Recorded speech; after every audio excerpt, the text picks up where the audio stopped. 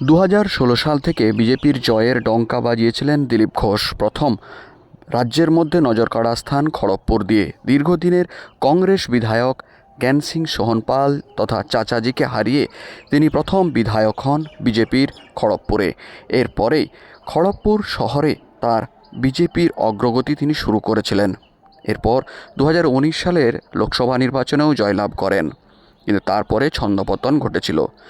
দলের নির্দেশে দিলীপ ঘোষকে বিভিন্ন জায়গায় তার নির্বাচনী লড়াই করতে গিয়ে শেষ পর্যন্ত দিলীপ ঘোষ হেরে গিয়েছিলেন, কিন্তু তার লড়াই থামেনি। একাধিক ঘাত প্রতিঘাতের পর পুনরায় সেই খড়গপুরেই, যেখানে তিনি জয়ের ডঙ্কা বাজিয়েছিলেন, সেখানেই প্রার্থী করা হলো। 2026-এর বিধানসভা নির্বাচনের জন্য এবার প্রার্থী খড়গপুর থেকে।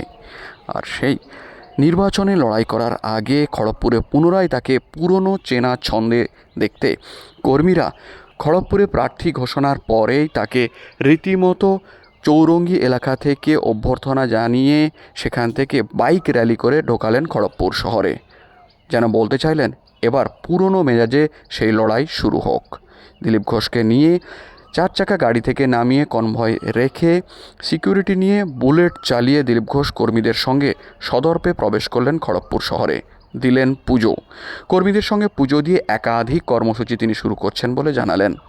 রীতিমতো নির্বাচনের আগেই যেন কর্মীদের হাবভাব ছিল দিলীপ ঘোষ খড়গপুরে জয়ী হয়ে গিয়েছে। কি বললেন দিলীপ ঘোষ, শোনা যাক।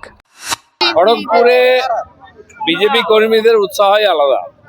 সাধারণ মানুষ এখানে বিজেপিকে নিজের পার্টি মনে করে, সেই জন্য প্রত্যেক ইলেকশনে তারা আমাদের জেতান। এবারে আমরা জিতবো বেশি মার্জিনে আর বেশি ভোট পাবো, এটা আমাদের টার্গেট। 1 লাখ ভোট পার করবো।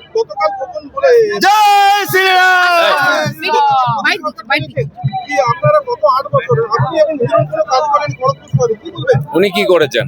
উনি তো কাউন্সিলর ছিলেন, এমএলএ ছিলেন। কি করেছেন পাবলিক বলবে দিলীপ ঘোষ কি করেছে। সেজন্য ওদের কথার উত্তর দেওয়ার দরকার নেই। যাদের বোর্ডকেই ক্যান্সেল করে তাদের পার্টি, সে সেখানকার কাউন্সিলর, তাদের সম্বন্ধে কি বলা? দাদা, চেনা মাটিতে লড়াই এবং তৃণমূলের গোষ্ঠীদ্বন্দ্ব প্রকাশ্যে চলে আসছে। দিলীপ ঘোষের পক্ষে যেটা টিএমসির গোষ্ঠীদ্বন্দ্ব নতুন কিছু নাই, ওটাই ওদের পার্টি। ওটা একটা বাজার, ওটা পার্টি নাকি? ভারতীয় জনতা পার্টি একটা আদর্শনিষ্ঠ সংগঠিত পার্টি। একজন কর্মী আমাদের কাছে একটা সম্পদ। তারা লড়াই করে এখানে পার্টি দাঁড় করিয়েছে, বিজেপিকে জিতিয়েছে, এবারেও জেতাবে। আর মানুষের আশীর্বাদ আমাদের সঙ্গে আছে। কে বহিরাগত, কে কি তো কত উনি হারলেন কেন? যদি এখানকারই হন, বহিরাগত কিনা এইসব গল্প চলে না। সারা ভারত থেকে লোক জুটিয়ে নিয়েছে ইলেকশন লড়ে যারা, তারা দিলীপ ঘোষকে বহিরাগত বলে আর লোক খড়গপুরের লোক মেনে নেবে? ব্যাস, আজ দিনভর এখান থেকে র্যালি করে যাব, আমরা রাম মন্দিরে পুজো দেবো, তারপরে মাতা মন্দিরে যাব, আর 7 মা মন্দিরে যাব, কালী মন্দিরে। সারাদিন বিভিন্ন মন্দিরেতে আগের থেকে পুজোর ব্যবস্থা আছে, উৎসব চলছে, সেখানে জনসম্পর্কে কার্যক্রম করবো আর পুজো দেবো। মামলা হ্যাঁ চলনে তো কোর্ট का কাজ